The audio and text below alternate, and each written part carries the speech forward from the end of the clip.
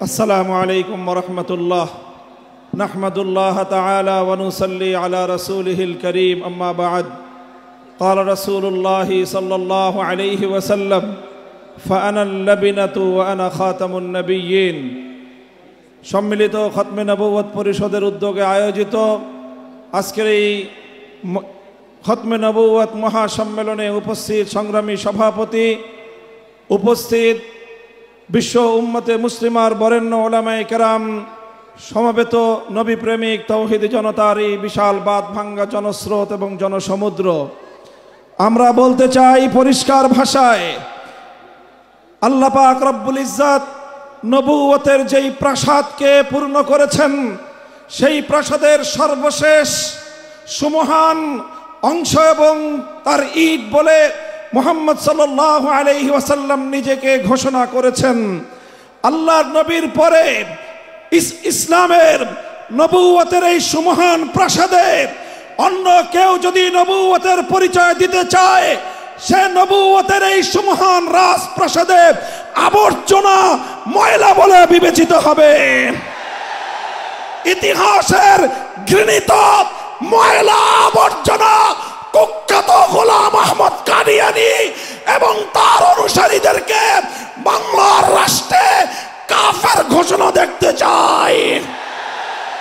পরিষ্কার বলছি, আমরা 2013 সালের নবী প্রেমিক তাওহীদি জনতার শাপলা চত্বরের রক্তের উপর 24-এর যে বিপ্লব প্রতিষ্ঠিত হয়েছে, সেই বিপ্লব পরবর্তী বাংলার মাটিতে কাদিয়ানীর অমুসলিম ঘোষণা হতেই হবে, হতেই হবে।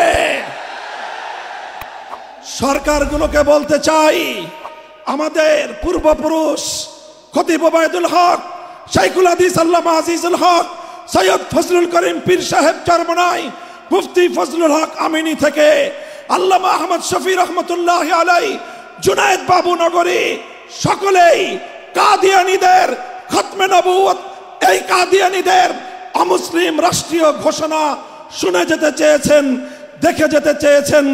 দুঃখ এবং পরিতাপের বিষয়, বাংলাদেশের সরকারগুলো এই কথা রক্ষা করতে পারে নাই। আমাদের আমির হেফাজত আল্লামা মুহিবুল্লাহ বাবু নগরী হায়াতে আছেন, তার নেতৃত্বে পীর সাহেব মধুপুর যেটা তুলেছেন, এবার কাদিয়ানীদের অমুসলিম ঘোষণা দাবি আদায় করার জন্য যদি প্রয়োজন হয়, আবার 5ই মের মতো ঢাকা অবরোধ করতে হবে, ঢাকা অবরোধ করতে হবে।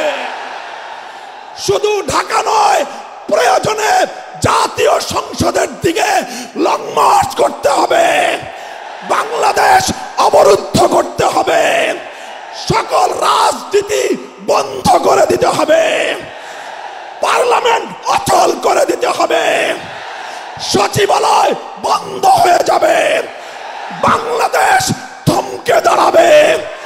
কাদিয়ানীদের অমুসলিম ঘোষণার দাবি আদায় করতে হবে। রক্ত দিতে হলে রক্ত দিতে হবে। জীবন দেওয়ার জন্য, খতমে নবুয়তের দাবি আদায়ের জন্য মাথায় কাফনের কাপড় বেঁধে শহীদ ঈদগাহে যেতে কারা প্রস্তুত, কারা প্রস্তুত? ইনশাআল্লাহ এ দাবি আদায় হবে।